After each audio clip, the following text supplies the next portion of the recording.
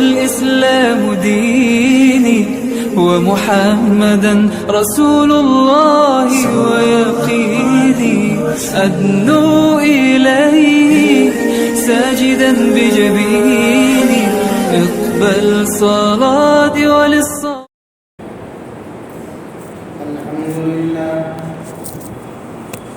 الحمد لله نحمده ونستعينه ونستغفره ونؤمن به ونتوكل عليه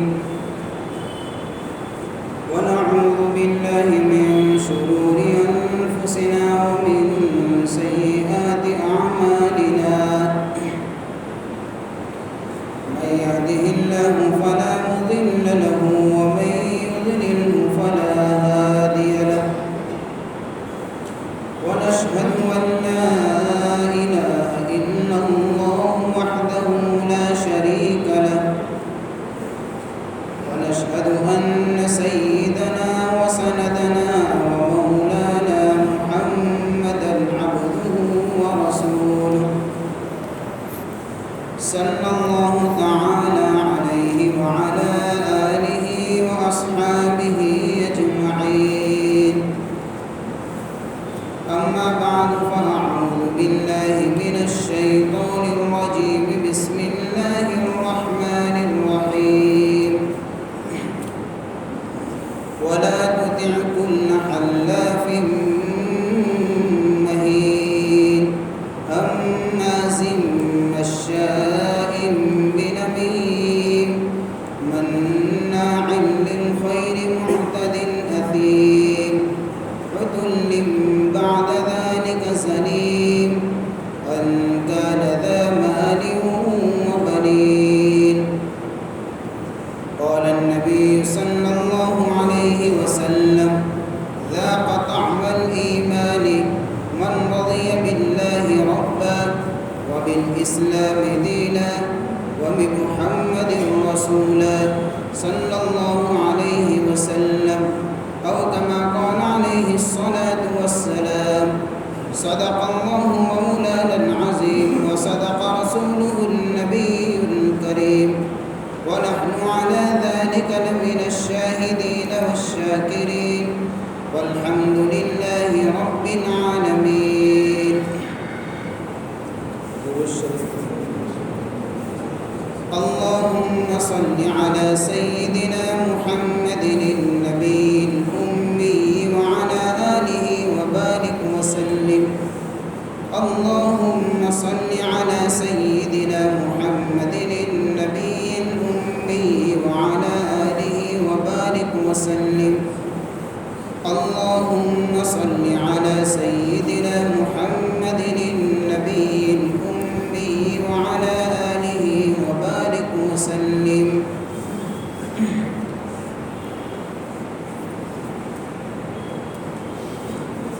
قابل قدر محترم دوست اور بزرگوں، یہ میرے قرآن پاک کے اندر سے 29ویں پارے میں سے سورۃ القلم ہے. اس سورت کی چند آیتیں میں نے پڑھی.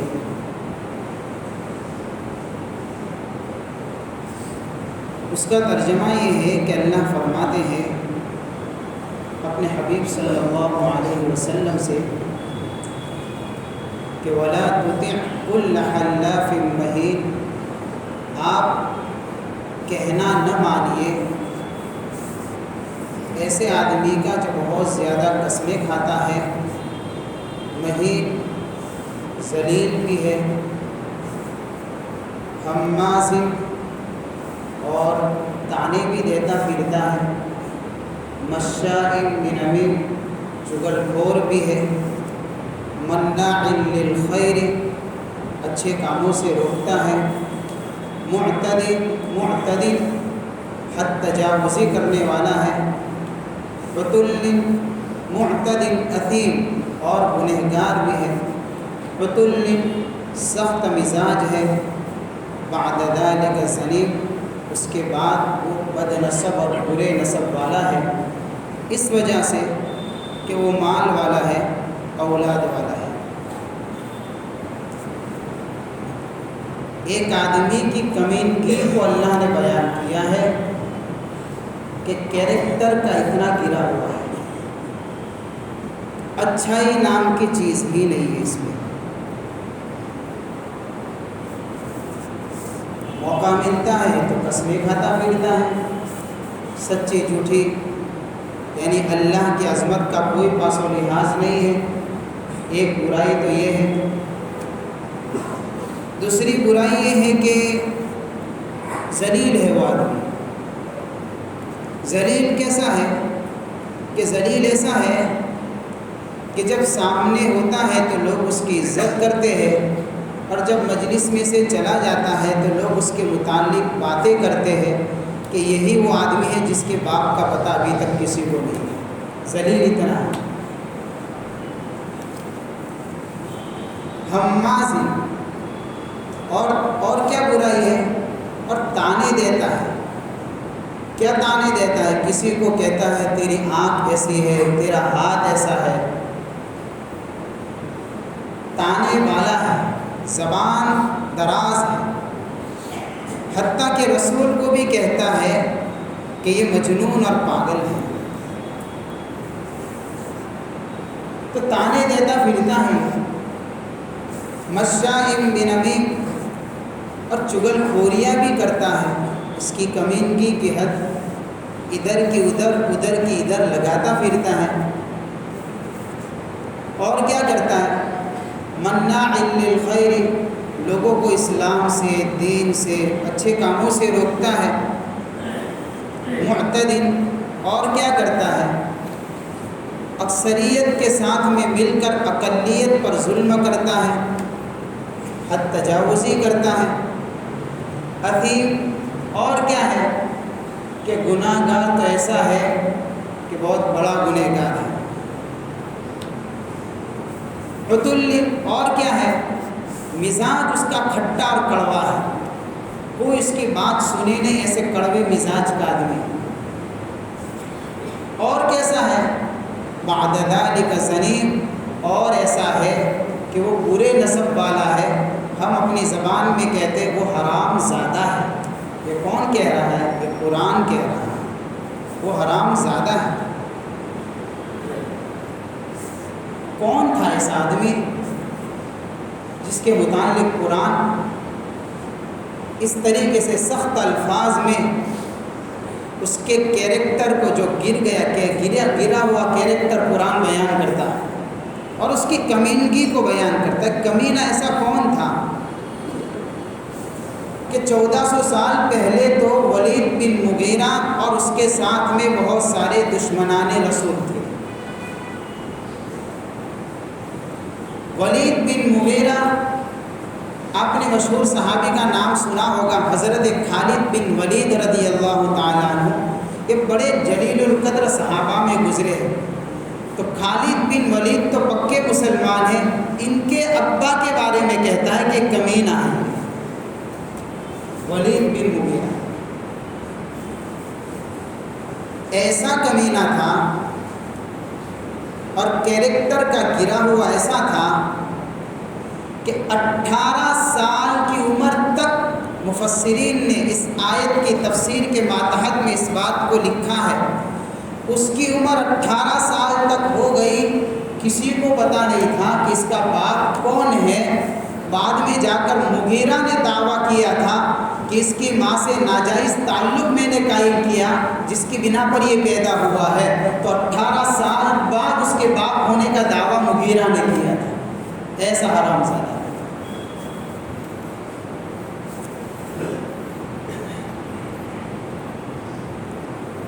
اس نے اور اس کے علاوہ بہت سارے دشمنان رسول تھے، حضور پاک صلی اللہ علیہ وسلم کے دشمن ہر زمانے میں رہے ہیں۔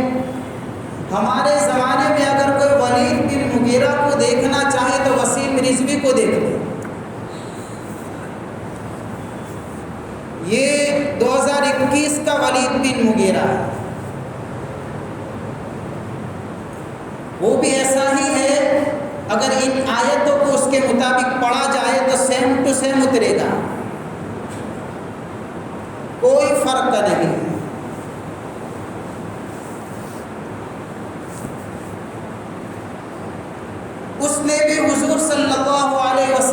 شان میں گستاخی کرتے ہوئے کہا تھا کہ نعوذ باللہ رسول مجنون ہے، تو اس نے بھی تو یہی کہا ہے۔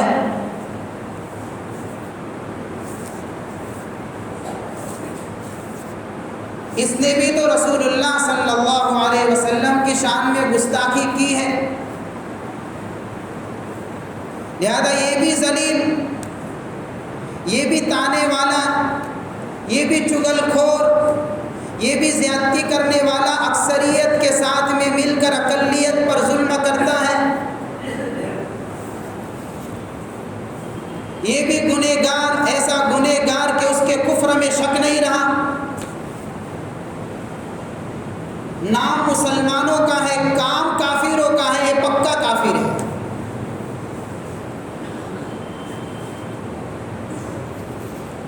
مزاج بھی اس کا کڑوا ہی ہم آئے دن دیکھتے رہتے ہیں۔ قرآن ایک عجیب بات کہتا ہے ولید بن مغیرہ کے بارے میں کہ یہ سارا کمینہ پن اس میں موجود تو ہے، سب سے بڑا کمینہ پن یہ ہے کہ وہ تو حرام زادہ ہے، کہیں ایسا تو نہیں کہ یہ بھی ایسا۔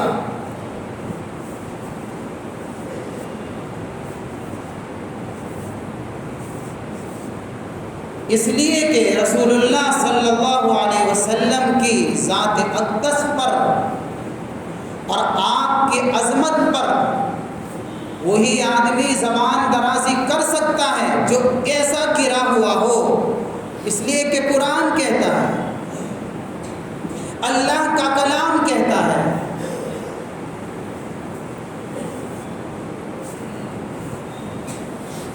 اس کی بھی زبان اتنی بڑی ہے کہ اب منہ میں رہتی نہیں ہے۔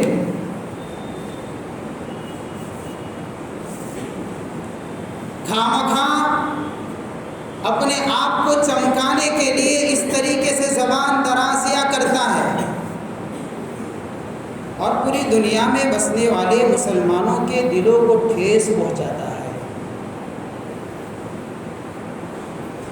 ایسے گستاخ رسول ہر زمانے میں آئے ہیں، اس زمانے میں بھی تھے، ہمارے زمانے میں آئے دن ایسے چہرے ابھر کر آتے ہیں، اور اس کے علاوہ بہت سارے ہیں۔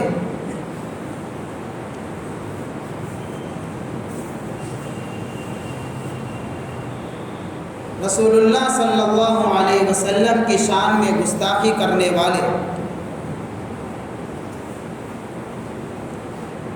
میں نے تو صرف اشارہ کر دیا کہ بھئی ساری برائیاں جو بولے اس میں تلاش کرو۔ ان کان ذا مال و بنین، قرآن کہتا ہے اس لیے کہ وہ تو افراد والا ہے، اس کی اولاد بہت زیادہ ہے، سلبی اولاد نسبی اولاد نہیں ہے تو دوسری بھی تو پاس میں کھڑی ہوتی ہے۔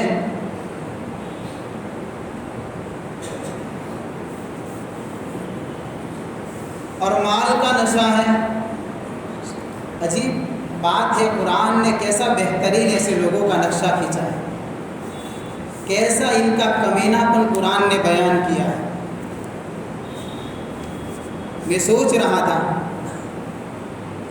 2 دن پہلے میں نے فجر کی نماز میں جب اس سورت کو پڑھا اور جب ان آیات پر پہنچا تو مجھے اچانک سے یہی چہرہ ذہن میں آیا کہ بھئی اگر کسی نے 1400 سال پہلے کا ولید بن مغیرہ نہ دیکھا ہو تو 2021 کا ہی دیکھ لے بھئی۔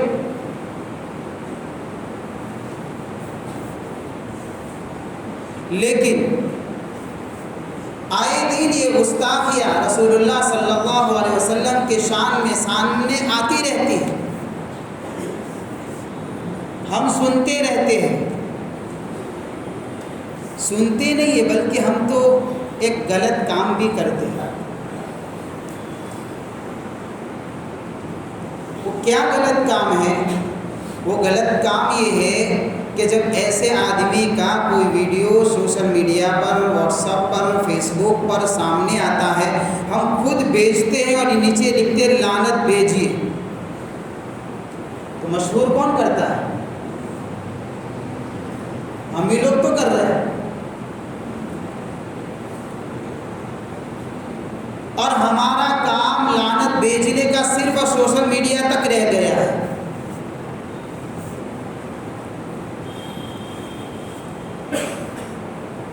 اتنے سارے حالات بن رہے ہیں مسلمانوں پر، دین اسلام پر، قرآن پر، نبی کی ذات بابرکت پر حملے ہو رہے ہیں۔ سوال یہ پیدا ہوتا ہے آخر ہماری ایمانی غیرت کیوں نہیں جاگتی؟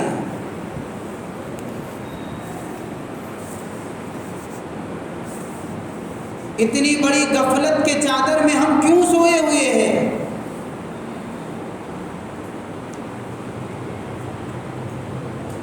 ہم فساد مچانے کی بات نہیں کرتے، ہم ضرور اس بات کو کہیں گے کہ جو اس طریقے سے گستاخی کرے اس پر قانونی کارروائی تو ہونی چاہیے۔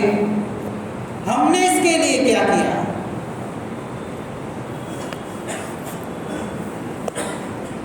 قانون نے جو حقوق ہم کو دیے ہیں ان قانون کے حقوق کو دیکھتے ہوئے ایسے مردودوں کو ان کے انجام تک پہنچانا، یہ تو ہماری ذمہ داری بنتی تھی۔ ہم نے کیا کیا؟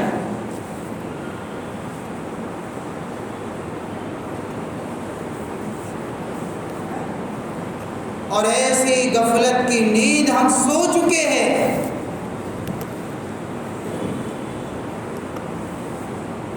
کہ اب تو لوگوں نے دل بنا لیا ہے کہ جب ایسا معاملہ ہوئے تو کہہ دو بھائی حکمت اور مصلحت کے ماتحت بیٹھ جاؤ۔ یہ ہماری حکمت کام میں نہیں آئے گی۔ اس لیے میں بار بار کہتا ہوں جب ایسے حالات پیش آئے تو یہ نہیں کہا جاتا قانون کو توڑا جائے، لیکن قانون کے دائرے میں رہ کر قانونی کارروائی تو ضرور کی جانی چاہیے۔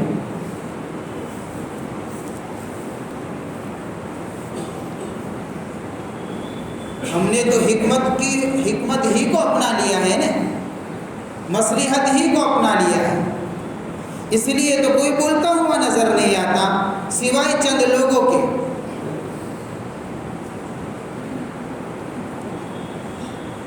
حتیٰ کہ مسلم سیاسی لیڈر بھی نہیں بولتے،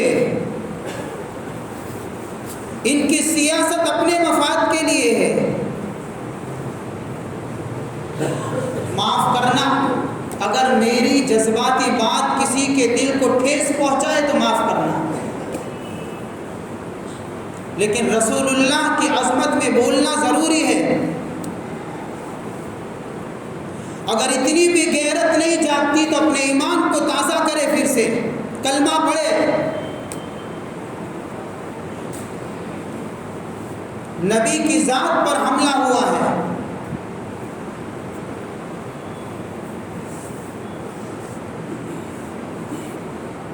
ہر زمانے میں ایسے حالات بنے ہیں۔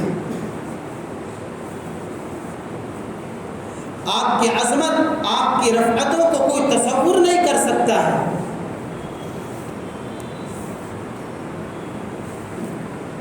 قرآن حضور کے بارے میں کہتا ہے ما انت بنعمت ربک بمجنون۔ میرے محبوب صلی اللہ علیہ وسلم آپ اللہ کے فضل سے مجنون نہیں ہیں، یہ زبان درازی کرنے والے یہ لوگ مجنون تو ہے۔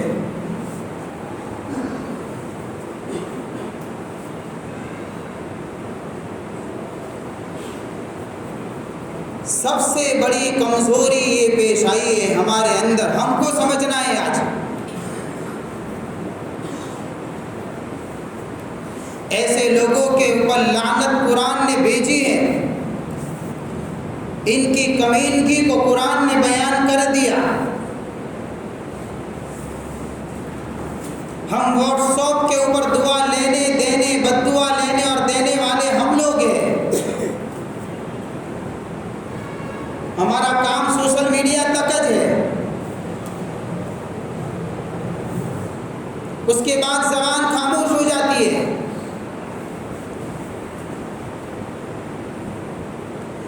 آخر حضور کی ذات پر حملہ کیوں ہوا ہے؟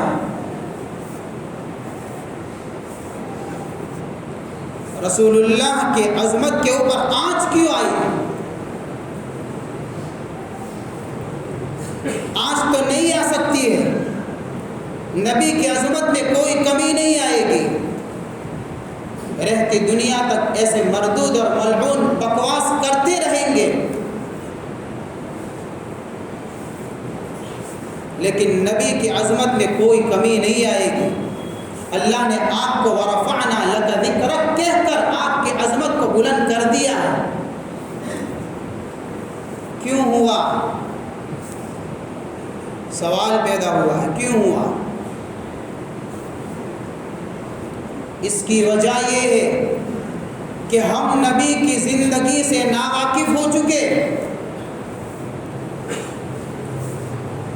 آپ کی سیرت سے زندگیاں بھی دور، تعلیم بھی دور ہو چکی۔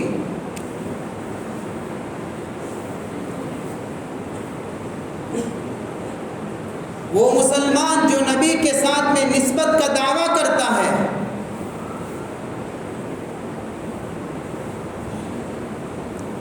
پوچھے تو صحیح کہ تو 10 منٹ نبی کی زندگی پر کچھ بول کے تو بتا،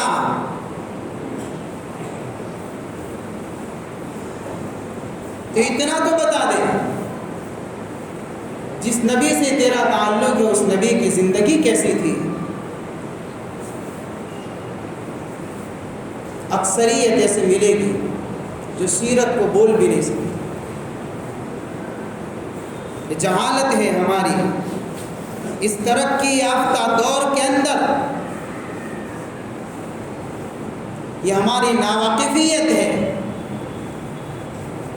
ہم نے خود نے حضور کی عظمت کو پہچانا نہیں ہے۔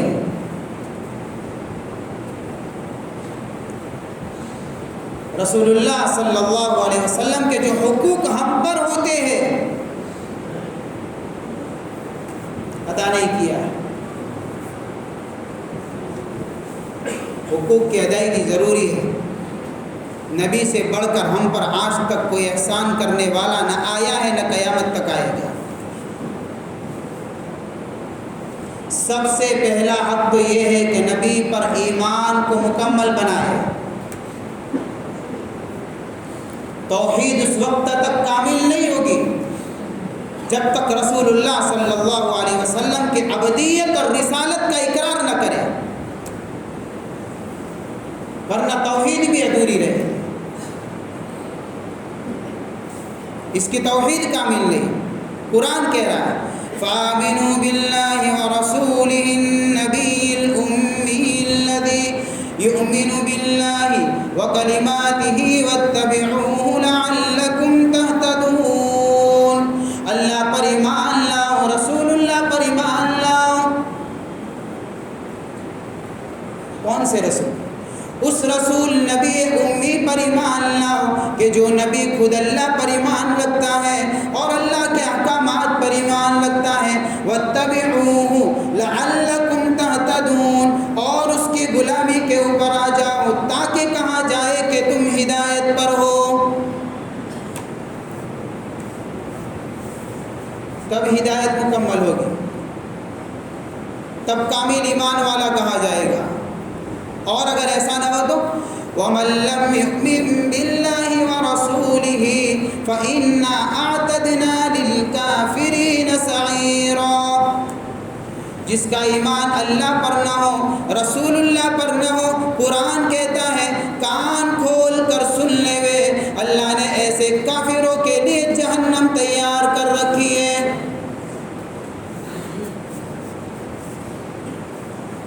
ٹٹولے میرے بھائی ایمان کو ٹٹولے، کیا دعویٰ کر دیا ہم نے؟ آخر ہمارے ایمان نے ہمیں اندر سے کیوں نہیں جن جوڑا؟ کیوں نہیں جاگی امت؟ دشمن تو بولنے والا بولے گا تو مومن ہے۔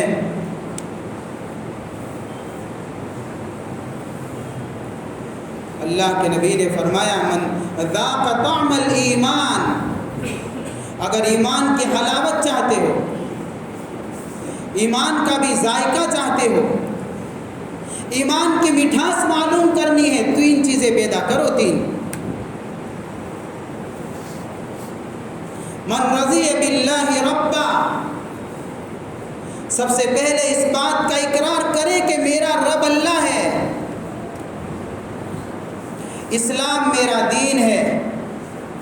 تیسرا، محمد رسول صلی اللہ علیہ وسلم اللہ کے سچے پیغمبر، آخری پیغمبر ہے، جس کی زندگی میں 3 چیزیں ہوگی، اللہ اس کو ایمان کا ذائقہ نصیب کرے گا، اور وہ آدمی کھانے کا ذائقہ نہیں چکھ سکتا جس کی زبان خراب ہو چکی ہو،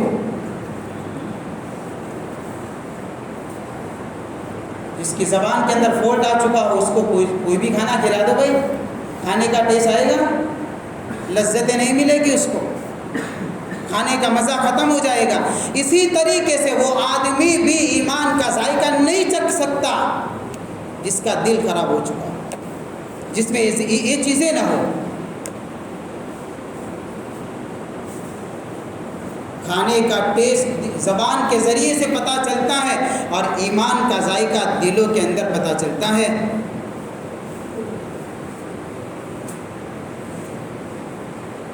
یہ پہلا کام ہے، اور یہ تو اسی وقت تک کہیں گے ہمارا ایمان کامل جب رسول اللہ صلی اللہ علیہ وسلم کی عظمت کا مسئلہ آئے گا۔ ہم میدان عمل میں پورے اتریں گے،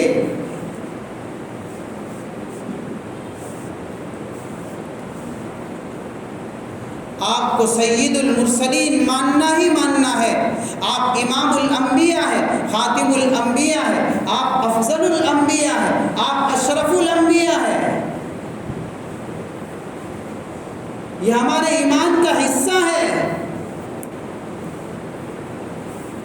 اس تصور کو بٹھائیں میرے بھائی، کل قیامت میں اللہ پوچھے گا کہ تم نے میرے نبی کا کلمہ پڑھا تھا، جب میرے نبی کی عظمت کا سوال پیدا ہوا تھا، تیرا ایمان کہاں تھا؟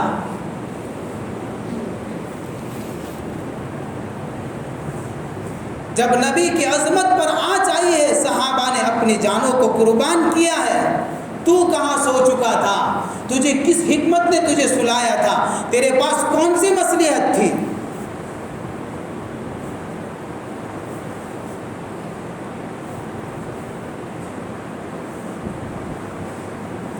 جب خود کی ذات پر حملہ ہوتا ہے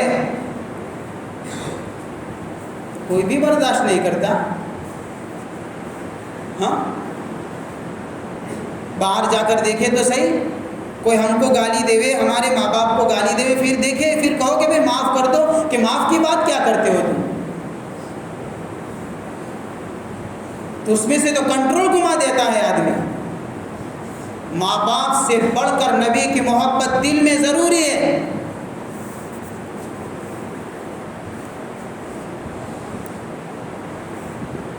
دعووں سے کام نہیں چلا کرتا۔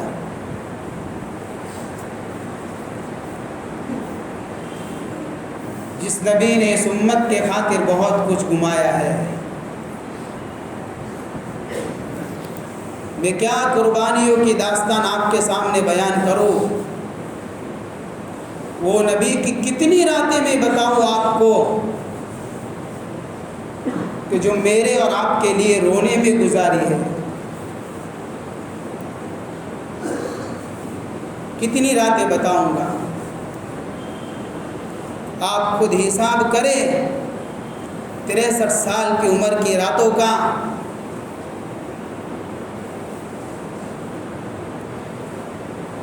اپنی امت کے خاطر پڑھے سورہ لہب پڑھے، گستاخوں کا انجام پڑھے۔ ایک یہ بھی گستاخ تھا ابو لہب، نبوت کا جب حضور نے دعویٰ کیا تھا، آپ کی 2 بیٹیوں کو ایک ساتھ میں طلاق ہوئی تھی۔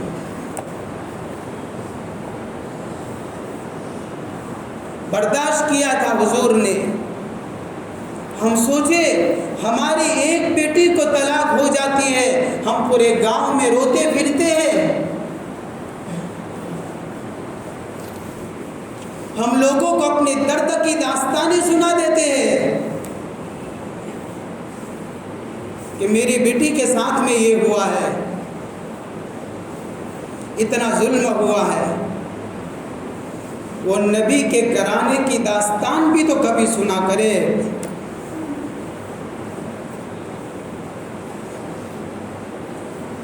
جس رسول کی عظمت کے اوپر آنچ آئی ہو، اس نبی کا رونا میرے اور آپ کے لیے تھا۔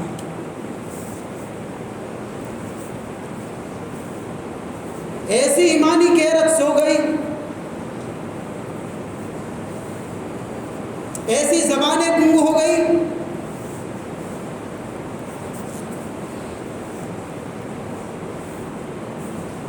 یہی ہمارا ایمان ہے۔ سوائے چند لوگوں کے کیوں قانونی کارروائی نہیں، کیوں ہم نے قدم آگے نہیں بڑھائے قانون کے دائرے میں رہتے ہوئے؟ ہم کیوں نہیں جاگے؟ کل قیامت میں اللہ ہم سے پوچھے گا۔ ایسے بھی کوئی غفلت کی نیندیں ہوا کرتی ہیں۔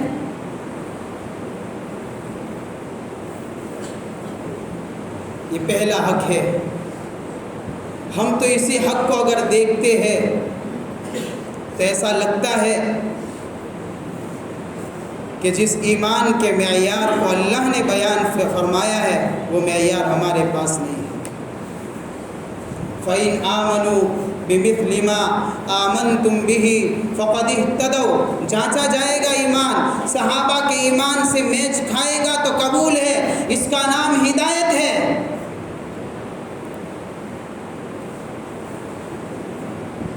اور جو صحابہ کے ایمانی معیار سے گر گیا، مسئلہ ہے میرے بھائی، اللہ میری اور آپ کی پوری امت کی حفاظت فرمائے۔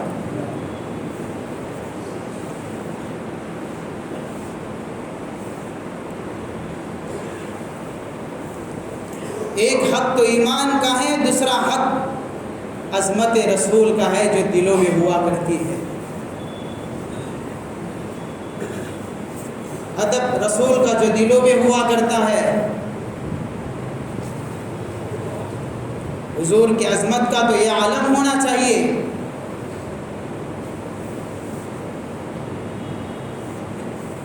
حضرت بلال انتقال کے وقت رو رہے ہیں، کیا عظمت بنی ہوگی میں صرف بتانا چاہتا ہوں۔ حضرت بلال نہیں، حضرت بلال کا انتقال ہو رہا، ان کی اہلیہ رو رہی ہے۔ بلال پوچھ رہے کیوں روتی ہے کہ جدائی کا وقت ہے۔ حضرت بلال فرماتے لیکن مجھے تو رونا نہیں آتا، اس لیے کہ میں حضور سے ملوں گا۔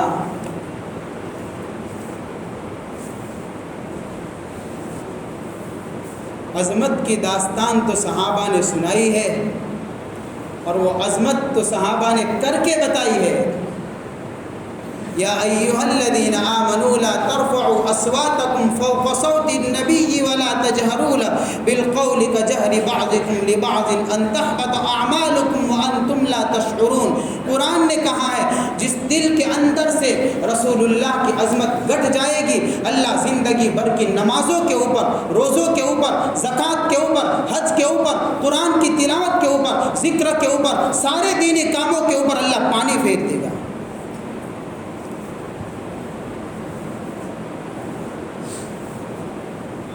کچھ کام میں نہیں آئے گا۔ ان تحبط اعمالکم، قرآن کہتا ہے سارے اعمال غارت اور بیکار ہو جائیں گے۔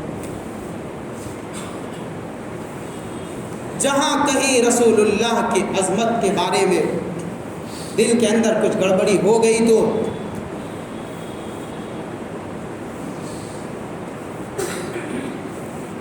ضروری ہے میرے بھائیوں، جان سے زیادہ عزیز، جان سے زیادہ محبت، ساری کائنات سے زیادہ محبت رسول کی ہمارے دلوں میں ضروری ہے۔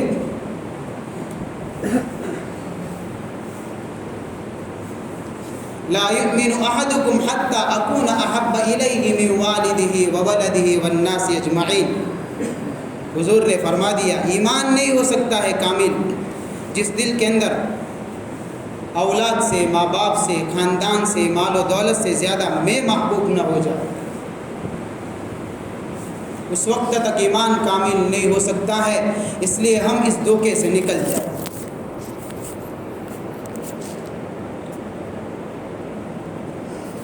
حقوق رسول کو ادا کرنا ہے ہم کو. ہم نے اسی لیے کلمہ پڑھا ہے. ہماری نسبت اسی نبی سے ہے.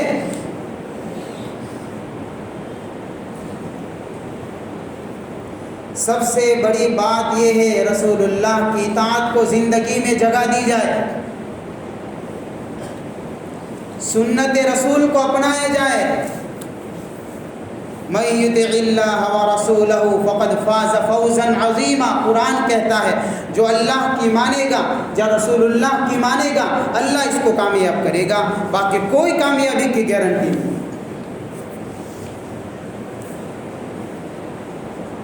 دنیا میں بھی آخرت میں بھی وہی کامیاب ہوگا جو رسول کی مان کر چلے گا، نبی کی اطاعت کرے گا، سنتوں کو زندگی میں جگہ دے گا. کوئی دیکھیں ہم شادی بیاہ کے موقع پر سارے رسوم زندہ، ایک ہی چیز کا جنازہ نظر آئے گا، معاف کرنا،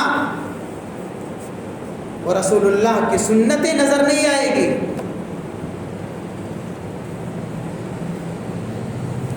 یہ چیز نظر نہیں آئے گی. باقی سب کچھ نظر آئے گا. تصویریں نظر آئے گی، ویڈیوگرافی نظر آئے گی، آتش بازیاں نظر آئے گی، میوزک بجانا نظر آئے گا، بے پردگی نظر آئے گی، فضول خرچیاں نظر آئے گی.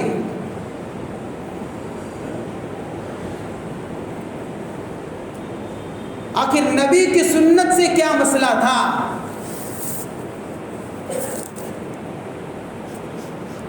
کہ اتنے رسومات کو ہم نے دلوں میں جگہ دے دی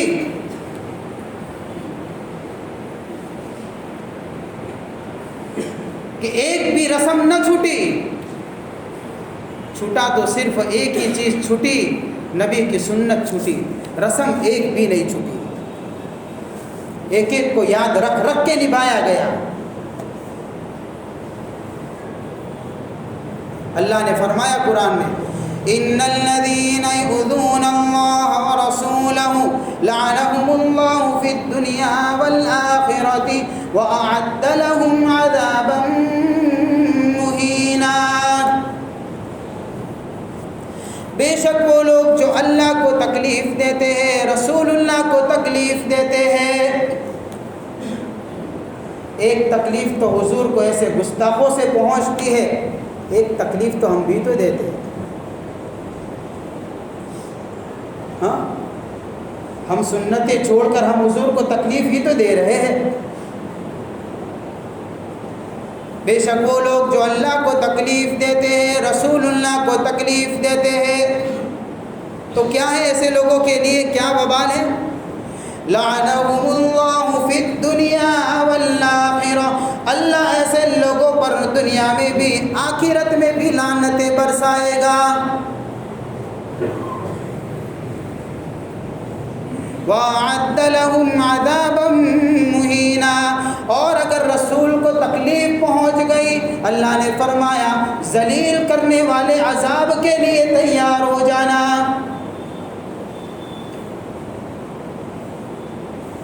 سب کچھ برداشت، حضور کو تکلیف نہ ہم سے پہنچنی چاہیے میرے بھائیوں. ہاں، اولئک الذین یحادون فی اللہ ورسولہ اولئک فی الاذلین. کتنے سخت الفاظ قرآن استعمال کرتا ہے. جو لوگ اللہ کی مخالفت کرتے ہیں، رسول اللہ کی مخالفت کرتے ہیں، قرآن کہتا ہے بڑے ذلیل لوگ ہیں. ایسے لوگوں کو قرآن نے ذلیل کہا ہے. ان الذین یحادون اللہ ورسولہ اولئک فی الاذلین، اثر ذلیل تو یہ لوگ ہیں۔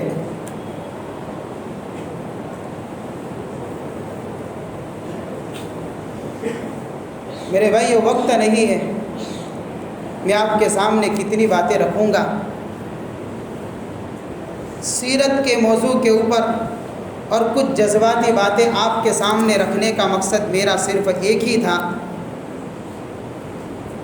کہ ہم ذرا اپنی ایمانی غیرت کو جگائیں۔ اب حالات اس بات کا تقاضا کرتے ہیں اپنی زندگیوں کے رخ کو موڑے، کسی بات کو سیریسلی لینے کی عادت ڈالے۔ اللہ اس کے اوپر تھوڑی سی محنت اور کوششوں کے اوپر اللہ ہم کو بھی مغفرت کے پروانے سنائے گا۔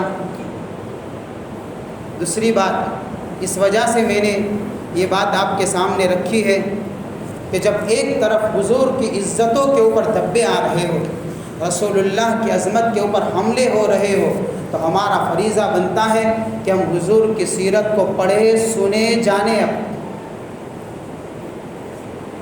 اس لیے اب سے جمعہ کے بیانات کا سلسلہ مہینے میں 2 جمعہ رہیں گے۔ درس سیرت کے عنوان سے یہی ٹاپک چلے گا، حضور کے پیدائش سے لے کر آپ کے دنیا سے جانے تک کہ پوری زندگی کو میں چاہتا ہوں کہ آپ کے سامنے رکھوں مختصر انداز میں۔ میرا کام نہیں ہے میں حضور کی زندگی آپ کو پیش کر سکوں، لیکن درس سیرت کے عنوان سے مستقل یہ ٹاپک چلے گا مہینے میں 2 مرتبہ۔ ہر مہینے کا پہلا جمعہ اور ہر مہینے کا تیسرا جمعہ، جو 4 جمعہ آتے ہیں اس میں سے پہلے اور تیسرے جمعے میں درس سیرت کا عنوان ہوگا۔ ہماری مسجد کے اندر درس قرآن کا عنوان بھی شروع ہو چکا ہے۔ افسوس کے ساتھ کہنا پڑتا ہے، موجودہ زمانے کا تقاضا ہے کہ اب وقت ہے ان باتوں کو تھوڑا سنیں، وقت نکالیں اس کے لیے، لیکن ہماری دنیاوی مشغولیاں اتنی بڑی ہو چکی ہے کہ اب آدھا گھنٹہ بھی اللہ کا کلام کیا کہتا ہے اس کے سننے کے لیے نہیں نکال سکتے، صرف وہی 2 4 30 آدمی بیٹھتے ہیں۔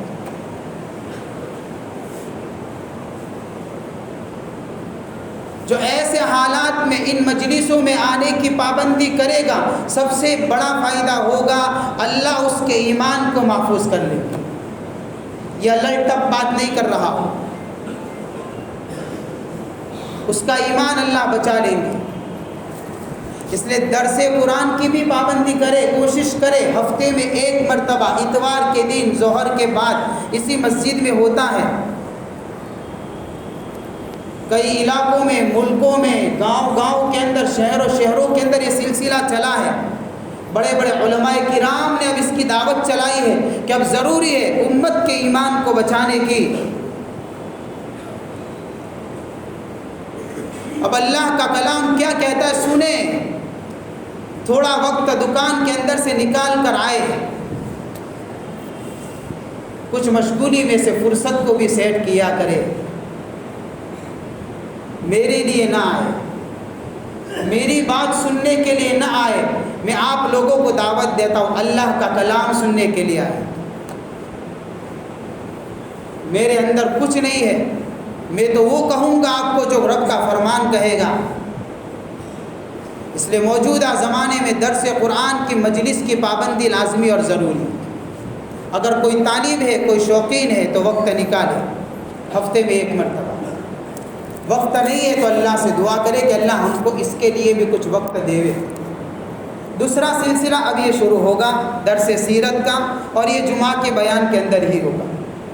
درس سیرت کا سلسلہ شروع ہوگا، اس میں ہر مہینے کا پہلا جمعہ اور تیسرا جمعہ لیا جائے گا، دوسرا اور چوتھا جمعہ کوئی بھی ایک ٹاپک ہوگا، اور یہ سلسلہ لمبا چلے گا، کیونکہ میں چاہتا ہوں کہ آپ کے سامنے حضور کی پوری زندگی پیش کروں مختصر انداز میں۔ کیسے پیش کرنی ہے، کس طریقے سے، اس کے لیے مجھے بڑی محنت درکار ہے، کئی کتابیں دیکھنی ہے، اس کے بعد پورا نچوڑ آپ کے سامنے رکھنا ہے۔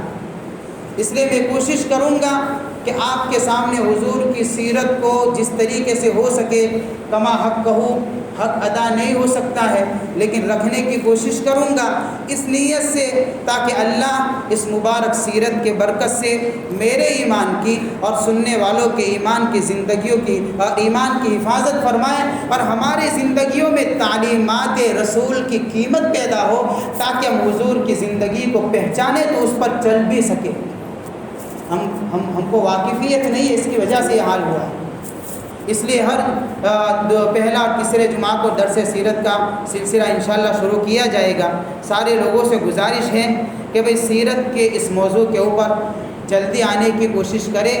یہ عنوان زیادہ لمبا نہیں چلاؤں گا، یہ تو آج ذرا اہم بات تھی، اس لیے وقت زیادہ ہو چکا ہے، ورنہ تو وہی ہمارا وقت رہے گا۔ اسی طریقے سے سیرت کا بیان چلتا رہے گا جس طریقے سے عام بیانات چلتے ہیں۔ اللہ ہم سب کو عمل کی توفیق عطا فرمائے اور اس موضوع کو پورا کرنے کے اللہ ہمت، طاقت اور توفیق عطا فرمائے۔ وآخر دعوانا الحمدللہ۔